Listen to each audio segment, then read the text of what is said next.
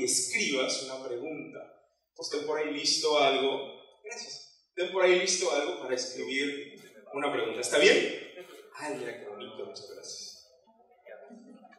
Lo que me pidieron es hablarles de la situación de la museología de vanguardia, y lo que vas a ver es como una ensalada que posiblemente para ti no tenga un orden lineal o sistémico, pero te estoy trayendo por lo menos 7 perspectivas nuevas y contemporáneas que estamos probando en algunos museos sobre el cómo hacer y qué hacer, y las reflexiones que implican el pensar en ese cómo hacer y qué hacer. Así que lo que vas a ver más o menos en estos minutos que estemos juntos es estas diferentes perspectivas desde muy distintos lugares, pero específicamente uniendo la museología con la educación. Básicamente vas a poder mirar de una manera más panorámica algunos de las implementaciones y cosas que estamos queriendo hacer en los museos. Entonces vamos a empezar. Yo quiero darles gracias a todos los que me invitaron y a lo mejor reflexionar un momento para empezar sobre el paradigma de la museología contemporánea. Quisiera decirles que la educación formal, la museología y la educación están teniendo grandes cambios, y que estos grandes cambios están moldeando tremendamente lo que estamos haciendo. Ustedes pueden ver ahí mi cuenta de Twitter. Si alguna de las preguntas las quieres subir vía Twitter va a ser muy divertido, porque entonces yo, terminando la conferencia, voy a poderte contestar y vamos a poder llevar esta discusión a otros lugares de la web. Así que ahí está mi cuenta de Twitter. Si tienes Twitter, por favor, prende tu celular y mándame cosas. Las cosas que me parece que tenemos que estar pensando en la contemporaneidad es la radical transformación de la educación no formal y los paradigmas de Delors y estos escritores de la Junta de Dakar hasta el día de hoy, donde han estado presionando para que transformemos lo que entendemos como educación. Así que hoy tenemos que empezar a planear sobre ese tipo de cosas. Hay algo que me parece impresionante que tiene que ver con la tecnología, y no sé si el video ya corrió porque esta escena no debería estar en blanco. ¿Por qué está en blanco? Ahí está, muchas gracias.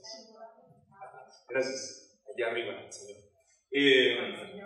George Heim, 1992, dijo que el modelo de acción educativa en un museo tendría que basarse en una reflexión de epistemología, de teorías del conocimiento. Y dijo, hay un grupo de teorías, allá las ves, el conocimiento existe fuera del individuo, el realismo. Hay un grupo de teorías, decía George Heim, del otro lado, el conocimiento se construye personal o individualmente.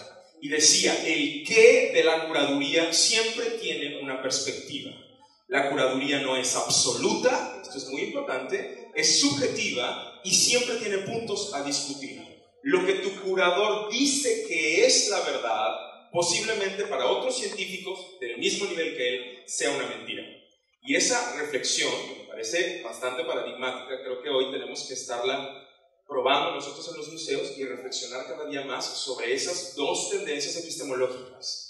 La reflexión de George Heim tenía que ver con que toda persona en un museo, un director, un curador, un museógrafo, un educador, tiene una perspectiva epistemológica sobre el contenido de su museo, sea consciente de ello o no.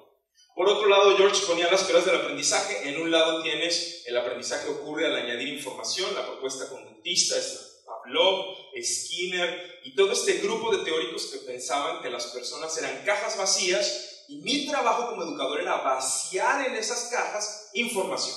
Aprender es igual a tener información. Pero el otro lado, el aprendizaje es activo, reestructura la mente, es todos los teóricos de la revolución cognitiva, Piaget, Brunner, Luria, Vygotsky, etc. Y todos ellos van a decir, el aprendizaje no tiene que ver con información, tiene que ver con transformar la mente. Entonces, si eres educador, en algún momento de tu vida tienes que tener una perspectiva. O la información es el fin, o la información es el medio. No hay de otro. Tienes que reflexionar sobre eso, masticarlo, sé que es complejo, pero si estás del lado de la información es el medio, entonces el lenguaje es fundamental, entonces el aprendizaje sociocultural se moldea por las personas y las comunidades, y entonces el aprendizaje es activo. Ahí tienes el marco de referencia que dice George Heim en los 90s, y cruza las dos ideas y dice hay 4 modelos de museo, 4 reflexiones de museo. Un museo que es el didáctico, expositivo, donde la propuesta epistemológica es que el conocimiento está fuera del individuo y la propuesta de aprendizaje es que las personas aprenden a añadir información. Es un modelo de museo donde las exhibiciones son cronológicas, de principio a fin. Tienen una línea de tiempo, hay un guía experto que habla con las personas inexpertas o tontas y el fundamento es transmitir información, por lo tanto hay textos en sala de 10.000 palabras. ¿Ok? En contrario, el museo constructivista. Veamos algunos análisis con respecto a las funciones museísticas. Ahí lo tienes, según Felipe Lacouture, los 9 binomios de la museología. ¿Qué nos hace ser un museo? Y entonces las partes en azul son las cosas que conocemos perfectamente, lo que tiene que ver con seguridad, lo que tiene que ver con investigación, pero la parte oscura, que la Asociación Americana de Museos llama la dimensión pública del museo, para muchos directores de museos es oscura. No saben qué significa hacer que el museo cumpla esas funciones en su dimensión pública. Así que esa reflexión nos lleva a preguntarnos de qué se trata la vida del museo en el contexto contemporáneo. Lo que ves en tu pantalla es una bibliografía de 2 temas que te estoy proponiendo. Howard Gardner y la UNESCO hablan del mundo contemporáneo y te dicen, estamos en el siglo XXI en una sociedad de la información, según esto es Nicholas Stern y Peter Drucker, que tiene que ser llevada a una sociedad del conocimiento. No estamos viviendo en el clímax de la sociedad, estamos viviendo empantanados en la información, lo cual cuestionaba terriblemente nuestros modelos de trabajo en los museos, porque la información ya está en todos lados y porque la información no es algo que sea lo único de valor en el museo. Si yo pienso que la única opción de valor es tener un guía que me lleva, pues no tiene mucho sentido que me dé esa información que puedo encontrar en YouTube. El conocimiento, por el contrario, dice la UNESCO, es un poner en valor la información. La información se transforma en algo que puede trascender y que puedo utilizar en mi vida cotidiana. Entonces la experiencia del museo no se trata de tener información, sino trascender esa experiencia y llevarla a un proyecto mucho más complejo del aquí y el ahora. El proyecto contemporáneo, para la mayoría de las instituciones educativas, es hacia las sociedades del conocimiento. Una de las cosas que dice la UNESCO es, en el mundo actual hay un problema con los medios tecnológicos. Dice, el celular, el internet, el que tú y yo podamos conectarnos vía wifi, están transformando los usos y costumbres sociales. Déjame decirlo otra vez, sociales. No se trata de aparatitos que compras, se trata de que los aparatitos están transformando cómo nos relacionamos, cómo aprendemos, cómo guardamos la información, cómo recuperamos nuestros estilos de memoria y cómo construimos comunidad. Entonces las redes sociales, la web 2.0, hizo un paradigma que no tenía solamente que ver con el mundo digital, sino con el mundo en el que vivimos. Las personas están acostumbradas, especialmente los jóvenes, a escribir comentarios, a abrir información, a hablar lo que ellos quieren, a criticar lo que quieren, a tener una cuenta en Twitter y decir lo que te gusta sin ser censurado. Y eso implicaba una apertura de diálogo que no habíamos vivido antes y que no sabemos enfrentar en los museos, porque en los museos la gente no habla, la gente se calla.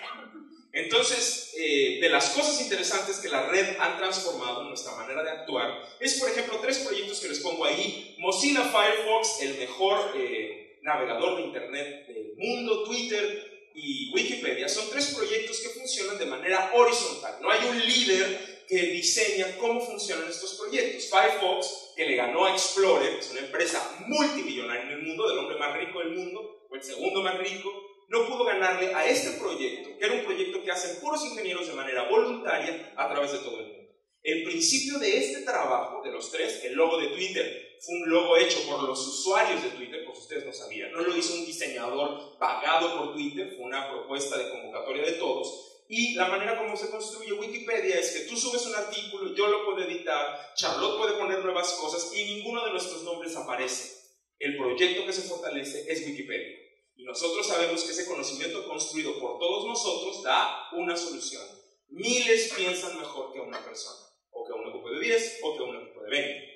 Eso se llama crowdsourcing y en ese proyecto hay un montón de estructuras que están rompiendo la forma como hacemos las cosas. Están haciéndose películas donde dicen tenemos este guión, lo abren al público, danos $1 cada persona, te invitamos al estreno y con eso producen la película. Hay proyectos culturales que se ponen en internet y les dicen tenemos este sueño, danos $1 como público, ayúdanos a enriquecerlo, ayúdanos a hacerlo mejor, y se está volviendo una cosa que no sabíamos hacer, porque el mundo del siglo XX no funciona en esta estructura horizontal. Era absolutamente vertical y se hablaba muchísimo de un líder, pero eso aquí desaparece. ¿Sí me están siguiendo? Y tiene que ver con la forma como las redes moldean la manera como trabajamos. De hecho, la UNESCO, en su informe de las sociedades del conocimiento que les dije, pone como ejemplo de crowdsourcing la investigación del genoma. Y dice, el colaboratorio, laboratorio construido horizontalmente, no funcionaba con un investigador que dirigía una investigación y que trabajaba sobre un proyecto en una universidad, sino que era una cosa que se abría a todos. Eso tiene que ver con una reflexión de museos que están viendo ustedes aquí. Es Museo 2.0, si alguien quiere buscarla. Es una chica que se llama Nina Simon y tiene un blog que se llama Museo 2.0, y ella dice, es una interpretación mía, de mi amiga, es ¿qué pasaría si el museo fuera una red social como Facebook?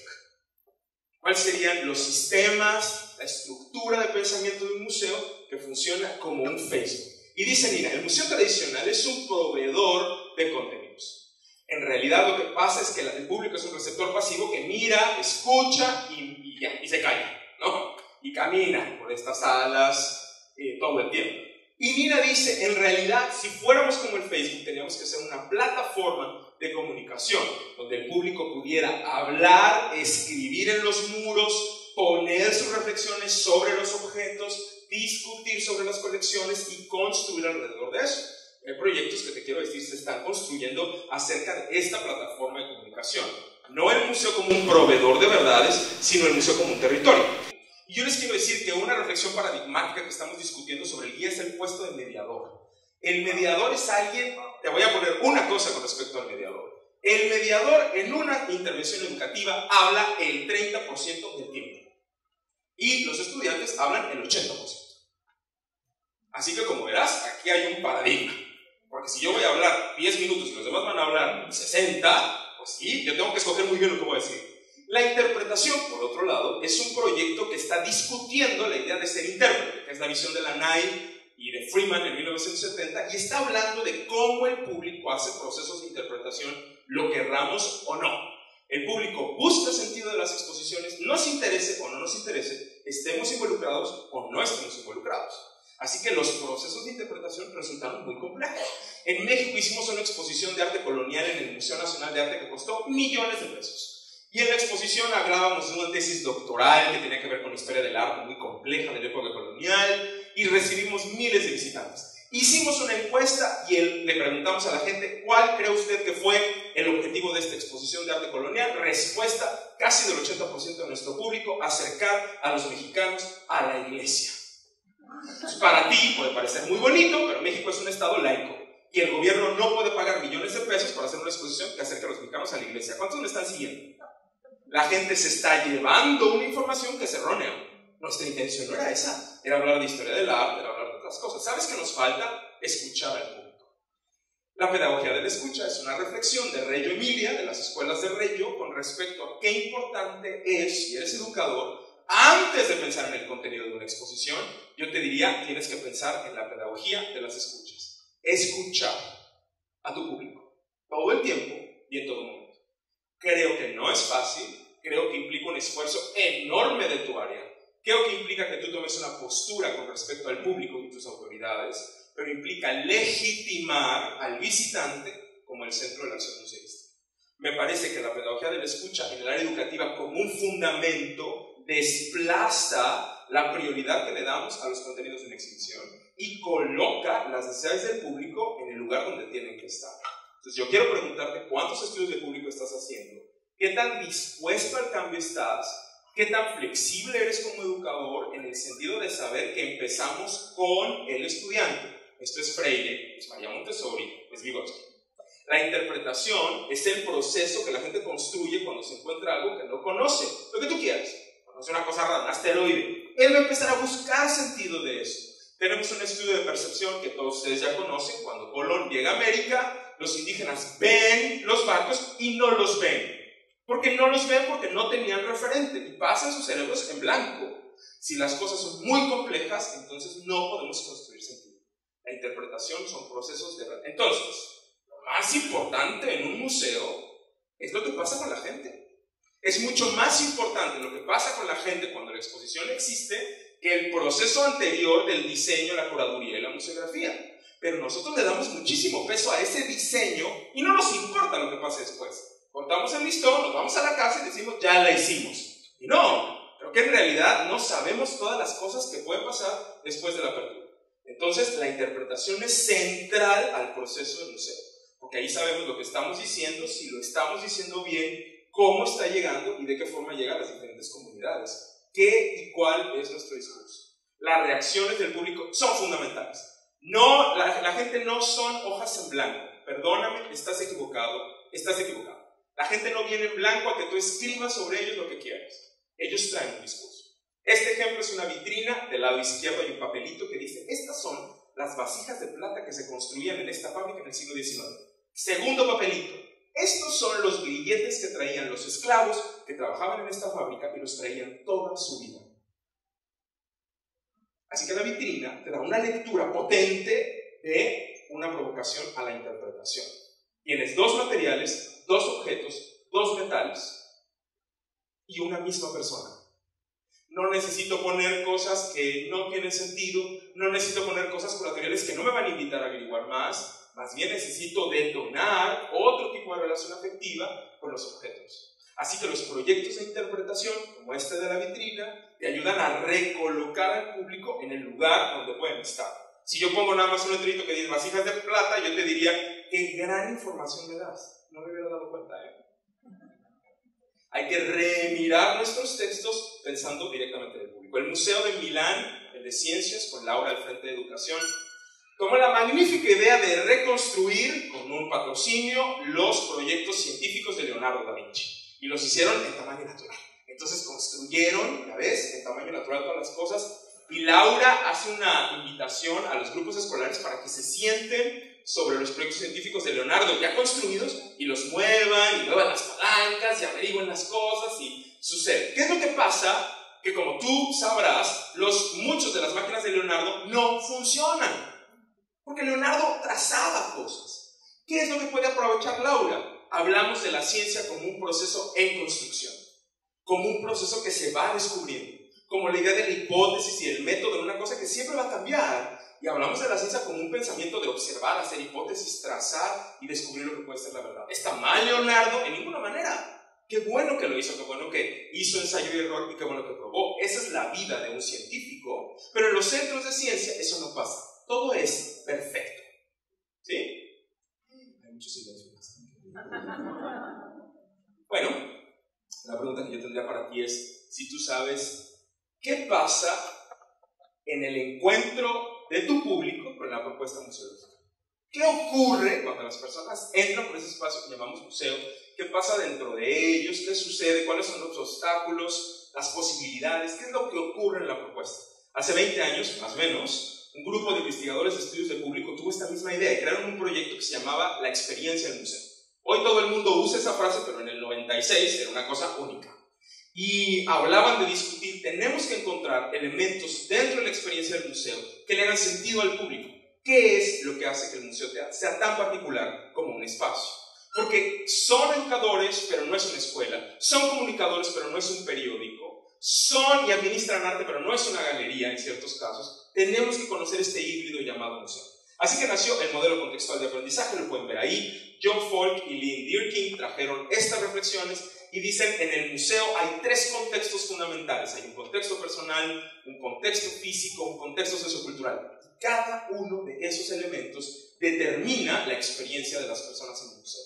Así que si yo voy a hacer un proyecto de exposición, tendría que primero reflexionar qué de esas cosas estoy considerando. La gente no soporta no tener el control de su visita, a la gente le parece fundamental que haya un conocimiento previo, su conocimiento previo puesto en la sala. Es importantísima la mediación sociocultural, pero no solo la profesional, sino también la mediación sociocultural de las personas que acompañan a nuestros visitantes, y era fundamental el diseño del espacio físico. La museografía determina la experiencia de las personas. Así que había un montón de elementos que no pensábamos. Cuando yo empezaba a trabajar en los museos, creíamos que había que poner una bonita vitrina, ponerle bien la luz, asegurarse que no pasara nada con el objeto, y a su casa. Y de pronto estos chicos nos dicen, es mucho más complejo de lo que ustedes piensan. Tenemos que trabajar para el público, y trabajar para el público es 5 veces más que poner una vitrina linda. ¿Cuántos me están siguiendo? Ya los perdí. Bueno, ¿ya? Muy mal está. Así es la vida. Si como educador decido trabajar con el público, tengo que saber que el problema de la revolución cognitiva es que pensamos que las personas no eran perros y gatos, eran personas, y eso implicaba que cada persona tenía un umbral distinto de aprendizaje. Es Vygotsky, la zona de desarrollo próximo, y eso hacía que nuestra labor fuera mucho más particular que amplia y general. ¿Quién es el visitante? Es como de película de horror. El visitante, ¿no? Y una de las cosas que yo te diría en la museología contemporánea que están pasando es: no creemos en el gran público. No creemos en eso, ya no existe, es falso. Las exposiciones es mentira que son unisex, es mentira que son para todos, es mentira que son para todas las edades. Es falso, falso, falso, falso. Las exposiciones tienen un destinatario, están diseñadas con algo, y hemos pensado cómo acercarnos a los públicos. Una forma que estamos haciendo ahora es el análisis sociocultural de las generaciones. Y últimamente estamos analizando ciertas tendencias de las generaciones socioculturales para hablar de eso. Entonces, en Latinoamérica existen hoy ciertas generaciones que nos interesa ver porque son muy distintas. La generación silente, nacida entre los años 20 y finales de la Guerra Mundial, tiene una perspectiva sobre la autoridad, sobre el contenido, sobre la institución, que es totalmente diferente a la manera como lo ven los jóvenes que tienen 25 años. Es importante analizar estas distancias, porque puede ser que estemos construyendo proyectos, como por ejemplo lo que está pasando ahora en Papalote Museo del Niño, desde personas de 40 años que no son niños y que están haciendo un museo para cuando ellos eran niños. ¿Sí me están siguiendo? Pero todos los niños ven eso y dicen: ¿qué es eso? Los hijos de ellos, los baby boomers de los finales de la Guerra Mundial de los 60, ustedes los conocen, es la población más grande ahora en América. Los hijos de ellos, la generación X, de los 60 a los 80 más o menos, una generación súper complicada, la generación bisagra, la generación que tuvo un teléfono de disco en su casa y ahora usa celular, la generación que vio la película de la Guerra de las Galaxias en el cine y tuvo beta, VHS, versión no sé qué, y la ve en Netflix y ha gastado en el mismo disco 25 tecnologías. Esa generación particular es muy pequeña y tiene sus características. La generación Y, la segunda generación más grande en número poblacional en América en este momento, tiene características únicas, están trabajando antes de los 27 años, tienen un promedio de 7 trabajos, están teniendo diferentes versiones, y cuando usan el celular lo usan en un 70% para enviar mensajes, mientras la X usa el teléfono casi en el mismo porcentaje para hablar por teléfono. Hay cambios generacionales fundamentales, y también ellos interpretan a los museos desde lugares muy distintos. Cuando les preguntaron a unos nativos digitales de 15 años qué pasaría si la Mona Lisa se quemara, el nativo digital dijo: la tengo en mi computadora en HD, se las puedo pasar y aquí no pasó nada. Es una manera totalmente distinta a como un baby boomer apreciaría la materia de la Mona Lisa. Tenemos otras reflexiones, incluso sobre el patrimonio, que para ciertas generaciones resulta ser mucho más intangible de lo que a nosotros nos parece y de lo que a nosotros nos gustaría. Creo que tenemos que dialogar como educadores qué puntos vamos a negociar, qué puntos vamos a discutir, qué puntos vamos a traer al trabajo con los chicos, con los jóvenes, con los adultos, con los públicos, porque puede ser que estemos perdiendo tiempo hablando de ciencia. No es la historia, no es la biología, es el patrimonio, tangible e intangible. Que la gente se apropie de él, que la gente lo abrace, que la gente trabaje con él y lo revalore. John Falk en el 2013, hace 2 años, hizo un estudio de público sobre los roles de las personas en los museos. Se llama Visitor Experience and Museums Identity. Y ustedes van a ver, es el 2013, John Falk, lo pueden encontrar en internet. Y es un libro que, entre muchas otras cosas, dice que los roles de una persona en un museo son distintos dependiendo con quién va, qué día le toca del año y cuáles son sus características. Si va con sus hijos a hacer la tarea, cumple un rol de facilitador, que no es lo mismo que si la señora va con sus amigas o con su pareja. Y que no es lo mismo si el museo es de su ciudad o es una turista. Estos roles cambian nuestros programas. Yo sé que en los años 90 yo hice, ustedes, muchos programas para distintas edades, y yo te diría hoy con mucha tristeza, esos programas ya pasaron a la historia. Son muy bonitos, tengo fotos en mi cuarto donde me acuerdo de esas maravillosas experiencias. Hoy ya no puedo. Tendría que pensar que una misma persona tiene muchos roles, que la posibilidad de los programas es distinta. Un problema que tenemos hablando de esto de los roles es la exhibición sagrada. Perdónenme, para los educadores de museo, la exhibición es como si fuera santa, inmaculada, intocable. El otro día estaba platicando con unas educadoras del Congreso y me decían, no, Ricardo, no, lo que el señor curador diga.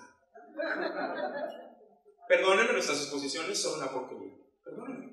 Perdónenme, tenemos muy malos textos, con palabras que nadie entiende, increíblemente largos, con lugares donde, perdónenme, hay fichas técnicas que están a 90 centímetros con letra Times .10. ¿Quién va a leer eso?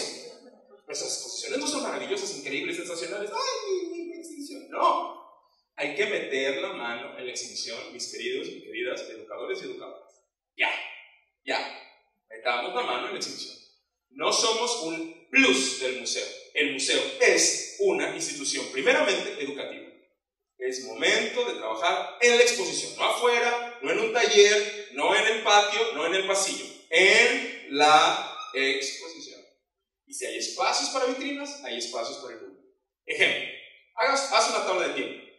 ¿Cuánto se tarda la gente en leer todo tu cedulario, todos tus textos en sala? Léelos despacio y anota el tiempo. ¿Cuánto se tardan en ver cada obra que tienes en tu museo? ¿Cuánto te gusta? ¿Un promedio de qué? ¿2 minutos? ¿1 minuto por obra? ¿3 minutos? Anótalo. Tantas obras por tantos minutos. ¿Cuánto tiempo de recorrer? Anótalo. ¿Qué resultó al final? ¿Cuánto tiempo le exiges al museo? Fíjense que los Centros de Ciencia de México hicimos un estudio en la Sociedad de Ciencia y descubrimos que los centros de ciencia para jóvenes tenían el currículum de la carrera de biología y la carrera de paleontología, toda la información que ellos aprenden en toda la carrera, más 2 materias de la maestría, en el museo, en una sola visita para niños de 6º año de primaria. Y que será la información que debería. Entonces yo les quiero decir, imagínate, si los jóvenes de licenciatura eso lo aprenden en 4 años más, los de maestría, el otro par en 1 año más, y yo se lo quiero enseñar a niños de 7 años en 1 hora, tengo un problema. Serio. En el sentido de entender qué es para mí una experiencia exitosa en el museo. Imagínate que para mí una experiencia exitosa es que yo estoy aquí con Charlotte y le digo, a ver señora, dígame el nombre del artista de la sala 23. Muy mal, regrese a la sala. A ver usted, ¿qué es de energía nuclear? No, pregúntele al día, vaya ya, regrese después. ¿Qué pasa? A veces nuestra visita se mide en el sentido de pedirle a la gente cosas que no pueden pasar. Hagamos un ejercicio constructivista para que Vygotsky no se enoje con nosotros. Voltea a la izquierda con la persona o a la derecha. Tienes 1 minuto y medio para contarle una cosa de lo que llevamos platicado hasta hoy que te parezca interesante. Corran, porque el tiempo pasa.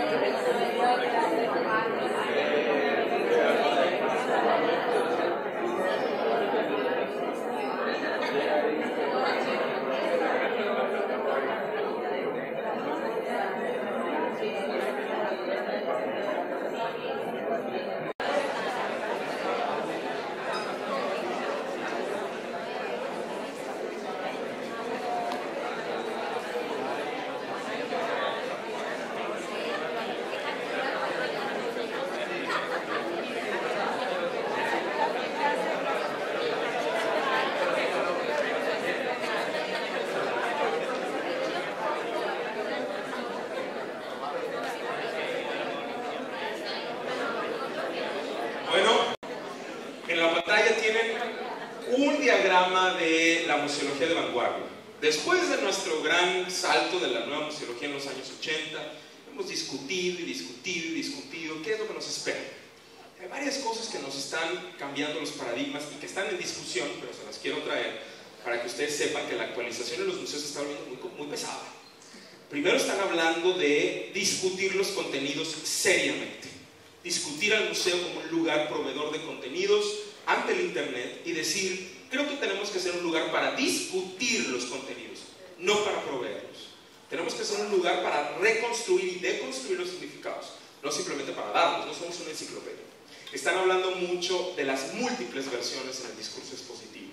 Basta de tener una sola voz, que es la del curador, es momento de tener muchas voces, de tener en el Museo de Arte al científico, de tener en el Museo de Arte al historiador, de tener en ese mismo lugar muchas perspectivas interdisciplinarias y transdisciplinarias que permitan al público mirar los contenidos y las propuestas desde otros lugares e incluso mostrar las múltiples capacidades de expresión de los objetos. Tenemos que ir más allá de las tipologías y más allá de las disciplinas. Estamos pensando mucho en hablar del público como co-constructor en lugar de receptor pasivo. Queremos que las comunidades estén incluidas y que las personas hablen de lo que está sucediendo. Y estamos pensando mucho en las comunidades diversas y no en el gran público. El último concepto que más causa ruido es la palabra usuario. Y cuando yo trabajo con directores de museos y les digo, va a venir el usuario, piensan en el metro, literal. Y yo te quiero decir, sí, el museo debe ser un espacio público. Sí, el museo debe ser un espacio que se usa por la sociedad. Sí, el museo debe ser un espacio abierto, democrático y donde usen las personas el museo. Así que ahí tienen sus 5 segundos para escribir una pregunta.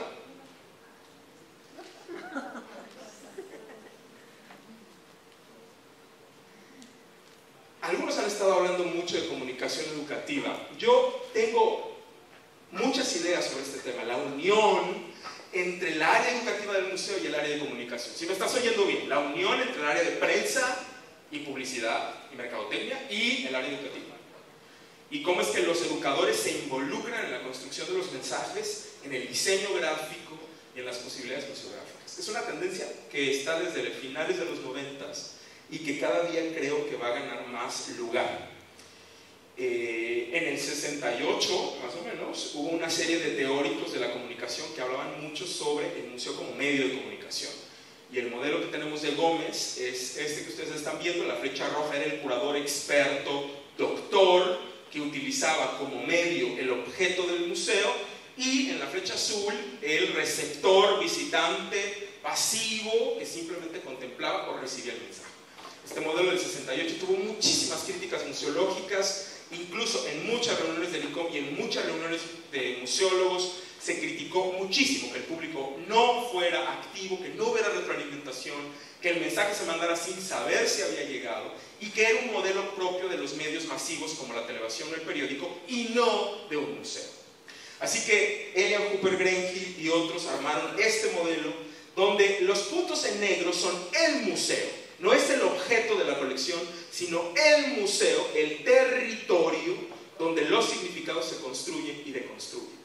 Las personas en rojo, que son todos los profesionales del museo, curadores, educadores, museógrafos, investigadores, traen significados al territorio del museo. Los públicos traen significados al territorio del museo y se llevan también unos y otros esos significados. Estos modelos, que yo te puedo nombrar por lo menos 15 museos en Latinoamérica que están utilizando este modelo de comunicación, tiene que ver con una estructura filosófica del museo desde su postura. Si yo considero que lo importante es el museo como territorio conceptual y no una colección o un contenido, hay una reflexión museológica más compleja. El museo no es una caja de objetos valiosos o una caja de colecciones, sino un lugar o un territorio. Y estamos pensando en el visitante como coautor, la epigénesis de lo que estamos haciendo, el que genera la experiencia. Estamos pensándolo en coautor cuando consideramos todas las diversidades del lenguaje museográfico en el sentido sensorial, cuando estamos pensando que sería importante para nosotros que el público se autocomprenda, resignifique a sí mismo, vea a otros y tenga que ver con un espacio para la convivencia, la construcción de ciudadanía, etcétera, etcétera. Y por supuesto, que el espacio del museo tenga el juego como acceso. Y no estoy hablando de niños, estoy hablando de adultos. Esto tiene que ver con una reflexión hermenéutica de Gadamer, en el sentido de invitar al público a jugar. Lo que ven es el póster de una exposición que hicimos en Quito, con la Fundación Museos, con Ana María Armijos, quien decidió hacer la exposición del barrio, que fue el barrio que se denominó Patrimonio de la Humanidad por la UNESCO, que es el barrio de la Ronda. Iba a hacer una exposición sobre ese barrio, y en la mesa de diseño, que me tocó coordinar, yo entro a la sala y está en la mesa los curadores, los museógrafos, los educadores y los vecinos. Y doña Juana tiene la misma voz que el curador. Y el museógrafo tiene la misma voz que el educador. Y armamos juntos, al mismo tiempo, el guión museográfico y el guión museológico, discutiendo las perspectivas y decidiendo que los textos en los muros iban a ser escritos desde la voz de los vecinos y no desde nuestra voz. Yo no les quiero decir el éxito que tuvo la exposición. Primero porque organizaron los vecinos el fin de semana en el Museo de la Ciudad, sesiones donde si tú has vivido en la Ronda, ven a visitarnos, y se volvió un éxito en los medios por la inclusión de la comunidad. Este proyecto, Cartas de Mujeres, también con Ana María Armijos, fue un proyecto donde, si ustedes saben, 8 de cada 10 mujeres en Quito es golpeada o por su pareja sentimental o por parientes.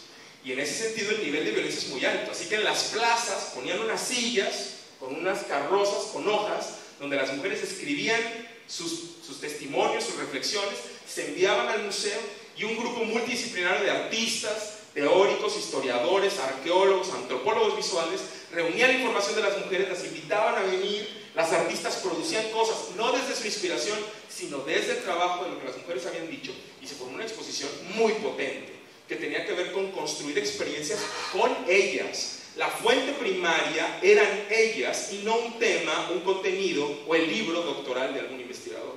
Y estábamos hablando de la violencia hoy, con las implicaciones que esto tenía. En México hicimos un proyecto así sobre el aborto, bastante complejo, y hemos tratado de traer diferentes proyectos que tienen que ver con eso.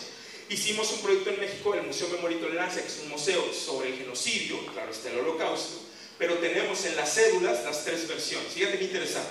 Hay una cara de la cédula que dice lo que los nazis pensaban, otra cara que dice lo que los judíos pensaban, y otra cara que dice los que no eran ni nazis ni judíos. Y te da una visión muy amplia de lo que estaba pasando. Bueno, el primer tratado museológico que tenemos en el mundo, 1645, Samuel Kirchberg dice: el museo, el anfiteatrón, el lugar donde todo el universo se revela, es un texto escrito, es un texto o un lugar donde el universo entero puede ser analizado. Samuel Mayer, 40 años después, dice: el museón es un lugar donde tenemos que escribir, donde el universo se escribe con objetos y ambientes. El lenguaje museográfico, desde la mirada museológica, no es un proyecto de decoración de interiores, ni es un proyecto de seguridad para las piezas. Es un proyecto que tenía que ver con que el lenguaje fundamental del museo era comunicar, escribir con objetos y con ambientes, con espacios físicos. Así que el lenguaje museográfico es, fundamentalmente, cuando tú analizas de lo que se trata, era una forma de presentar, humana, por cierto, los objetos, disponerlos de una manera, y eso tendría un discurso. Y eso lo hemos descubierto en nuestros descubrimientos de tumbas, donde los objetos tienen una colocación específica en las tumbas, y eso tenía un sentido y un significado para las personas que lo hacían. Ese discurso museográfico hoy se relaciona mucho con un concepto pedagógico que son los entornos de aprendizaje. Así que les tengo que decir como museógrafo que me parece impresionante que el diseño de entornos de aprendizaje, el crear ambientes donde la luz, el color, la luminosidad, todas estas cosas están envueltas, implica una comunicación, implica una provocación diseñada desde la pedagogía, tiene que ver con lo museográfico. Así que creo que el lenguaje del museo es fundamentalmente pedagógico, o puede ser fundamentalmente pedagógico, y que lo que podemos hacer son entornos de aprendizaje muy potentes. Esta filosofía de los entornos de aprendizaje la estamos aplicando en un montón de diseño de espacios en los museos, dentro de las salas, donde sabemos que el lenguaje del espacio es muy potente, que tu cerebro no está volando aparte o no se sale de tu cuerpo, sino que vive ahí, y que la textura del piso, el color de los muros, la temperatura de la sala, el olor del espacio, cada cosa participa en promover una mejor experiencia significativa o no. Así que, como verás, estamos hablando de algo que yo la denomino la gramática del espacio. Es decir, escribir estos diseños, estas perspectivas de lo que la gente puede ver o no puede ver. Es muy interesante que cuando hablamos de ver, Juhani Kulasma en su informe de Los ojos de la piel, la mano que piensa, dice que tu capacidad neuronal para ver y la mía nacieron primeramente de la piel. Es una experiencia absolutamente táctil. Y en investigaciones de neuroaprendizaje sabemos que la visión se construye en los primeros años de vida de los chiquitos a partir de una experiencia totalmente táctil. Cuando tú ves una textura, cuando ves un muro, cuando ves un objeto, tu cerebro ya tiene un archivo de la temperatura del material, de la textura del material, de cómo se siente esto, qué pasaría si fuera con otra textura, qué pasaría si esta escultura no fuera de madera, sino de mármol, y entiende visualmente tu mente cuál es la diferencia. Somos primeramente táctiles. Y en el museo, en los últimos años, somos todo menos táctiles. La gente no puede tocar, nunca se puede acercar, nunca puede estar. En los nuevos planes y programas de arte sabemos que si tú invitas a un niño de preescolar a mirar obras de arte, en lugar de explicar la vida del pintor y las situaciones de la obra, dale materiales que él esté viendo. Por ejemplo, pedazos de seda, si está viendo el traje de una gran señora con seda. Si está viendo madera, dale pedazos de madera. Si está viendo elementos como una cortina con ciertos textiles, dáselos, que los toque. Construye esta manera visual de hacerlo. A eso le llamamos alfabetización visual y es el elemento clave de la educación artística de los últimos 5 años. No estamos hablando de características formales, eso ya quedó hace siglos atrás. Estamos hablando de acercarte a las formas, a las texturas, a las características de los materiales. Nuestro cerebro está muy desarrollado en reconocer cada una de estas características. ¿Qué es lo húmedo? ¿Qué es lo que es sólido? Cada una de estas cosas. Y tu cerebro tarda muchísimo, casi la mitad de tu corteza cerebral funciona cuando tú miras objetos. Así que el acto de mirar implica el acto de estar. Hoy me gustaría decirle a todos los educadores de museos, es importante que te metas a la exhibición. Es importante tus talleres, es importante los programas. Por favor, métete a trabajar en el lenguaje del museo y trabaja con objetos. Trabaja con muebles, trabaja con luz, trabaja moviendo cosas, trabaja con colores, trabaja en el espacio y empieza a dialogar sobre el lenguaje museográfico como el elemento eje de tu acción educativa. Te aseguro que nos va a cambiar mucho la mirada a nosotros, nos va a alejar de contextos que son mucho más lejanos y nos va a acercar al proyecto del museo. El objeto siempre será fundamental para nosotros, pero tener un objeto alrededor de un microambiente, de una pregunta, de un elemento, de una luz específica, nos hace responder como seres humanos de otra manera. Imagínate que yo te pido que estemos en un espacio donde todo es rojo y en medio hay un objeto. Hay una lectura distinta a si los muros fueran negros y yo tuviera unas cintas o tuviera un cadáver pintado con blanco. ¿Sí me estás siguiendo? Todo eso determina. Y me parece que esos significados que determinan, ese acercamiento nos sirve para entender la idea del paisaje cromático. ¿Ok? Los colores, la luz, los microambientes, la dimensión sonora, la dimensión olfativa, los materiales que estás utilizando, todo debe y puede servir. Y si eres educador, si eres docente, yo te diría, piensa en tu aula como un entorno de aprendizaje, donde tienes que trabajar con esas cosas, con luz, con color, con materiales, con elementos, donde qué pasaría si mueves las bancas. Yo les pregunto a los museos qué pasaría si muevo las bancas, si hago una cosa para acá, una cosa para allá. Así que al final estoy pensando que como esto es muy abstracto, el educador se convierte en un tipo de poeta. ¿Sí están bien? Sí. Un tipo de poeta que está escribiendo sin necesariamente decir tantas cosas, pero que está provocando muchísimos procesos en las personas. Hay que reconsiderar otra vez el diseño. Últimamente estamos yendo a escuelas, les quiero contar a los docentes, y estamos llevando muchas experiencias de ese tipo. Bueno, si alguien tiene una pregunta, es un buen momento para escribirla.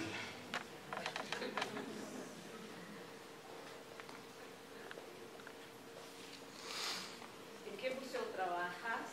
Yo trabajo en tantos. Gente? ¿Cuál es tu presupuesto? Ahora se importa. Tengo un ejercicio para ustedes en cuanto al diseño. Quisiera hacer un ejercicio antes de irme y luego contestar la pregunta de la maestra con respecto al diseño. Entonces, Primera pregunta. ¿En algún momento de tu vida has visitado el museo desde diferentes perspectivas? ¿O tu escuela desde diferentes perspectivas? ¿Lo has hecho con una silla de ruedas? ¿Todo el museo o toda la escuela? ¿Lo has hecho con los ojos tapados? ¿Toda la escuela, todo el museo? ¿Entrado al baño con los ojos tapados? ¿Has entrado con una persona de 80 años y un niño o una niña de 4 al mismo tiempo, los dos, a ver todo el museo? Y seguramente te fue increíble, ¿no? Se lo pasaron genial y te dijeron, este museo está diseñado para mí. La niña de 4 te dijo, bien por mí, estoy feliz. Seguro. Es interesante pensar si tú has probado eso y qué harías ahora. ¿Moverías algún mueble? ¿Harías alguna cosa? Segundo ejercicio. Esto se los pongo a las personas que diseñan exhibiciones. ¿Podrías diseñarme una intervención educativa donde el objetivo sea que los jóvenes de 15 años conversen? Quiero que como docente provoques una conversación. No quiero que enseñes un tema, quiero que provoques una conversación y que anotes como evaluación del proyecto, de la experiencia, sus risas, sus preguntas, sus reflexiones, sus discusiones. Fíjate cómo estoy cambiando. No quiero que des una clase que aprendes en un libro, quiero que provoques a los estudiantes una buena discusión que nos permita llegar a otros ejercicios. 3. Vamos a ver si puedes eliminar varios sentidos del proyecto de diseño. ¿Qué te parece que te digo que hagas un proyecto donde la gente no pueda ver? Sin estímulos visuales. ¿Qué pasaría si te digo, hay uno donde no te van a escuchar? ¿Qué tal a los educadores de museos? No te escuchan, hoy no puedes hablar, ¿qué haces? ¿Qué tal si te digo, vamos a diseñar uno donde solamente apliquen las cosas con respecto al sentido del gusto? Y en estas cosas mucho presupuesto no se requiere, mis amigos. Pero que se requiere mucha flexibilidad de pensamiento. Porque también el mediador, ¿cómo se sentiría de que ya no puede hablar? O que el elemento que va a ir a la boca de los estudiantes es más importante que lo que tú tengas que decir. Es un problema. Claro, tú estás diseñando todo. Tu papel es un poco en tramoya, tras el escenario, tras el telón. Pero estás ahí, presente. Sí. ¿Qué implicaciones tendría tu museo si decidimos incluir familias que tienen niños de entre 2 y 5 años? Esto quiere decir carreola, bolsa con pañal, bolsa de juguetes, biberón, leche que se puede caer, etcétera, etcétera, etcétera. ¿Tendrías que mover algún objeto? ¿Hay alguna vitrina que hay que quitar? ¿Hay algún texto que hay que cambiar? ¿Hay algún material que hay que mover? ¿Qué tan flexible es para eso? ¿Qué tan no flexible es? Esto no cuesta mucho, es ir a la sala, mover, medir, arreglar, checar el piso. O a lo mejor tú dices, no, definitivamente mi museo no es para familias. Los niños de 2 a 5 aquí no entran. Puede ser. Pero me gustaría que fueras coherente en decirlo. Y que tuvieras la capacidad de decir, efectivamente, aquí las familias no entran. Eso me parece que es mucho más interesante. Última. Casi. Diseña una intervención que sea intuitiva y donde tú no des explicaciones previas. Hola, soy Ricardo. Esta es la guía del día de hoy. No hay nada. Tú no puedes explicar nada. ¿Qué harías para que fuera intuitivo? Que las personas hicieran algo y tú simplemente diseñaste lo que tenían que hacer, pero no provocaste con tus palabras ninguna forma. Eso es interesante. Yo tengo muchos ejemplos con educadores donde les digo hay que quedarse callados y no sabes lo que sufren, Quitar el sentido de hablar es terrible.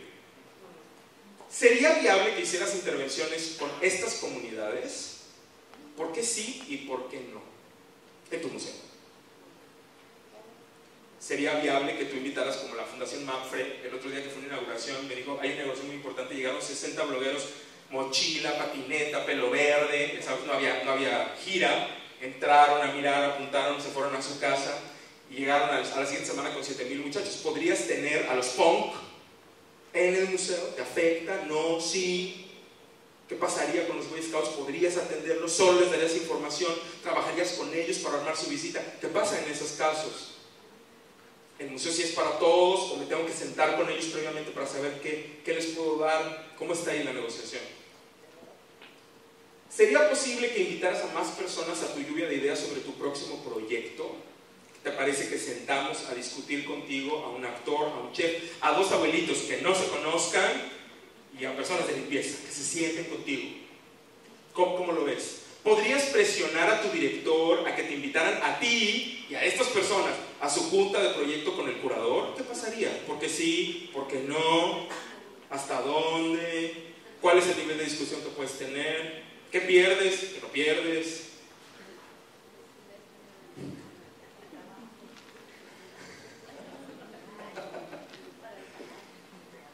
Imagina que te pido que construyas tu próximo proyecto educativo a partir de estos objetos, pero no puedes hablar de ningún tema relacionado a los objetos. Entonces te voy a pedir que utilices un diente de elefante de marfil para hablar de matemáticas. Te voy a pedir que utilices un plano arquitectónico para hablar de arte. Te voy a pedir que utilices la tabla periódica para hablar de historia y el techo de una mezquita para hablar de biodiversidad. ¿Qué harías?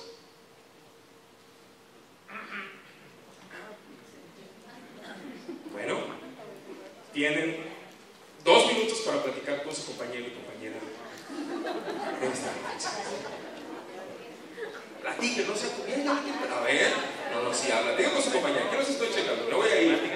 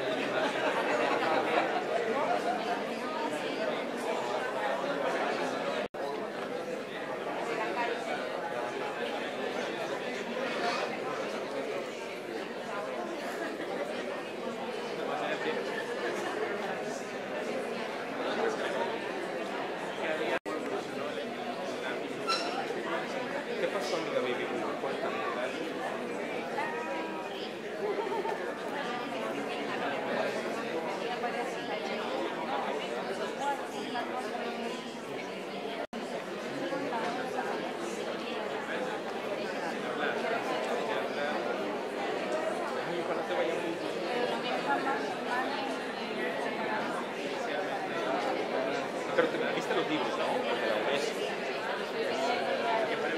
Hay uno muy bueno que te voy a recomendar, se llama Social College, de la Universidad de Investigación Social y Humanidades. Los hijos de Chao, y hablan de la democracia.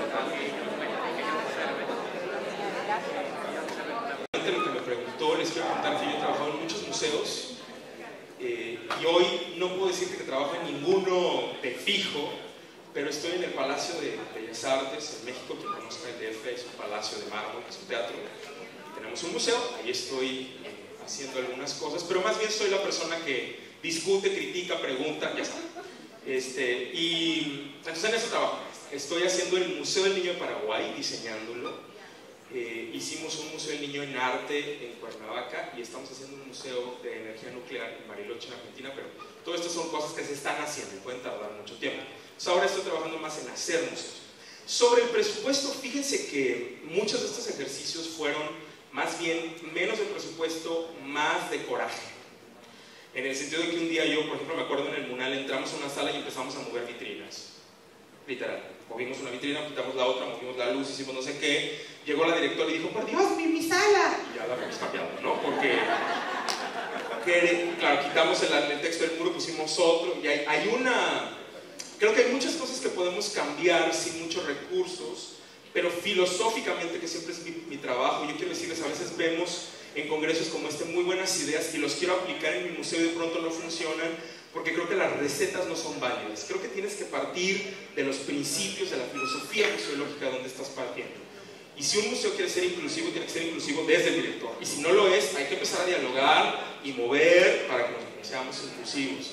Entonces yo te invito a que con lo que tienes empieces a pensar. Si dices, este taller está padre, tengo una zona en la exhibición donde puedo hacer algo dentro de la sala, hazlo. Si tienes una oportunidad para hacer algo dentro de la sala, hazlo. Nosotros hicimos una investigación con unas mujeres de 40 años al Museo de Arte. Eran 5 mujeres, mucha investigación, pero bueno, yo estaba con ellas. Empezamos a caminar por este museo de 15.000 metros, siglo XVIII, XIX, XV, XVI, XX, la sala de foto, la sala de grabado, la sala de... Caminamos 45 minutos. En los 45 minutos ellas habían visto una obra más de 2 minutos. Terror cósmico de tamaño. Una sola obra más de 2 minutos. Todas las demás habían sido una cosa rápida, de mirar, medio dialogar, rápida. Cuando se sentaron en la cafetería, atrás de mí hay una pintura espantosa, que el día de hoy no sabemos de quién la hizo porque se la regaló la prima de la amiga a la amiga en su cumpleaños. Yo estoy sentado sentado, atrás de mí está la obra horrenda, y la señora de enfrente, pero mira la obra y el color y la pintura. 1 hora hablaron de la horrible sangría que estaba atrás de mí, cuando estaban en el Museo del Arte Mexicano, ¿no? Frida, Diego, Orozco, todos saben. ¿Qué sucedió? Las mujeres querían sentarse. Es básico, ¿eh? ¿Y qué hicimos? Al otro día yo ya estaba en una sala del museo, subiendo sillones de la biblioteca, poniéndolos alrededor, y organizamos una visita con un guía que se llamaba Conversando con el Museo. Y él estaba ahí sentadito a las 11 de la mañana, llegaba la gente, se sentaba con él y sentados veían las obras de alrededor y platicaban. No sabes el éxito del proyecto. Y creo que no se necesita mucho dinero para eso, creo que se necesitan ganas de, otra vez, romper la inmaculada exhibición. Sí, perdónenme, de discutir sobre la exhibición y decir, hay que hacerlo.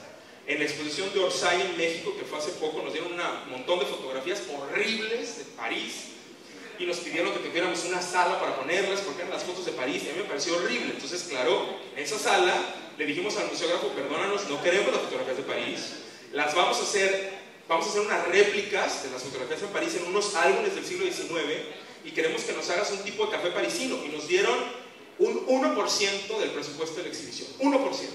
Hicieron un cafecito como con mesitas y sillitas y unos espejos y un papel tapiz. Y pusimos nuestros álbumes encima. La gente no se salía del lugar.